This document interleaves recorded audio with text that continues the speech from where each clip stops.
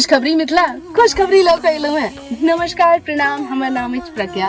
पिछला साल लगभग यही टाइम पर मधुर मैथिली के यूट्यूब चैनल पर अपन मिथिला के पहिल वेब सीरीज नून रोटी रिलीज भेल रहा और अहाँ सब गोटे नून रोटी के बहुत प्यार दिलिए, हमरा सन कलाकार सबके बहुत प्यार दिलो, तै लेल बहुत बहुत धन्यवाद। कता जाय छे नवाल किशोर यो संग लेने चलू हमरो, कता जाय छे नवाल किशोर यो संग लेने चलू हमरो।